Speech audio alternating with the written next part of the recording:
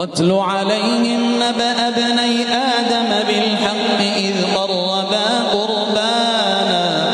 فتقبل من أحدهما ولم يتقبل من الآخر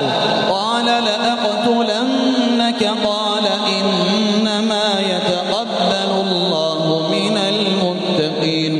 لئن بسطت إلي يدك لتقتلني ما أنا بباسط يدي إليك لأقتلك إني أخاف الله